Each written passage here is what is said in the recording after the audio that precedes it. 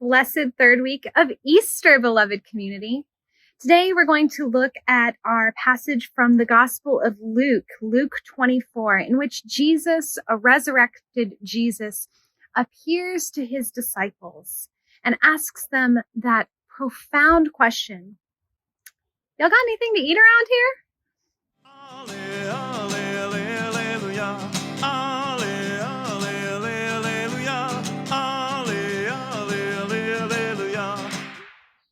Hello, beloved community. It's good to be with you again as we continue to celebrate the season of Easter. And I love this season because we get some of these rich and beautiful stories of the resurrected Jesus. This week's passage comes right after Jesus appears to the two followers on the road to Emmaus. And those followers say that they realize who Jesus is. He is revealed to them over breaking bread. And in this story, soon after that, Jesus appears to more of his disciples. And at first they are terrified, though the first thing he says is, peace be with you. He's essentially greeting them with, hey, don't be alarmed.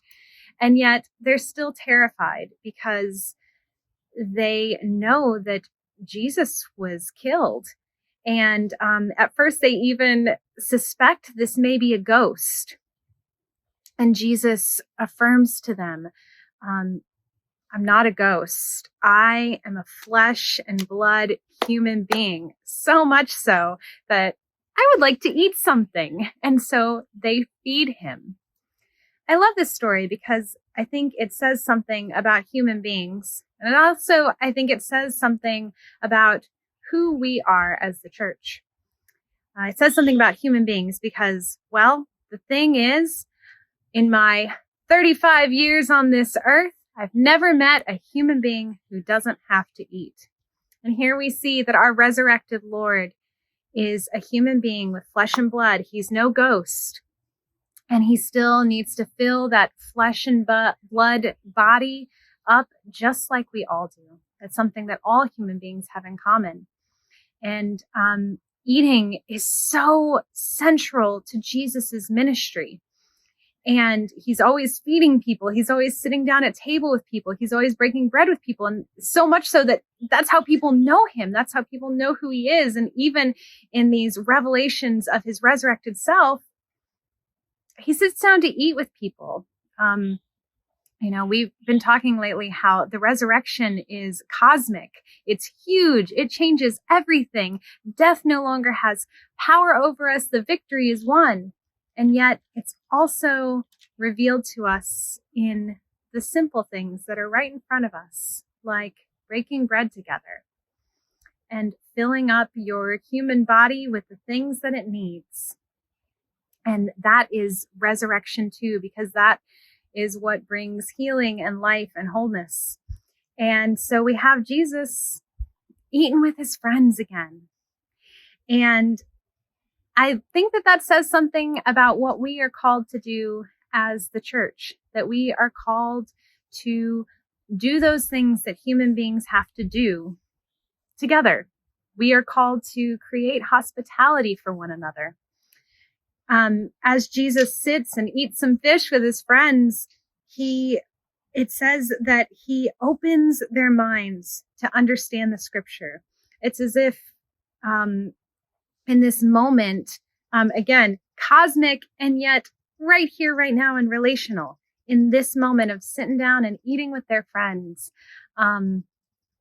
everything is revealed to them and they understand that this is the same God who has always been with them and always will be with them. And it's the same God that is revealed to us in Jesus.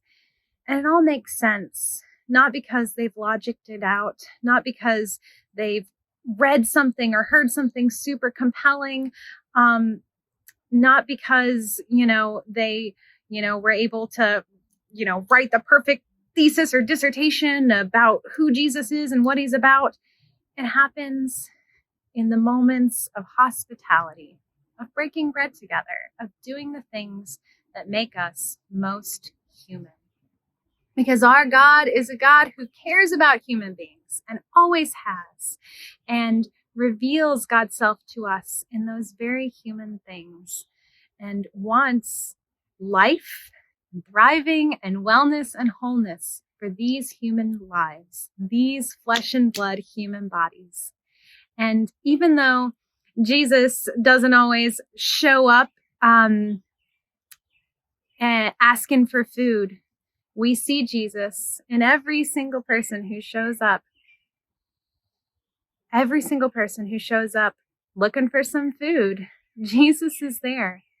And the thing is, we all need food. So we can always look for and see Jesus and break bread with Jesus every time we gather, every time we share a meal, every time we fellowship with one another. So as you think about this Easter season, be on the lookout, because Jesus is on the loose. Be on the lookout and be ready to share some food with him.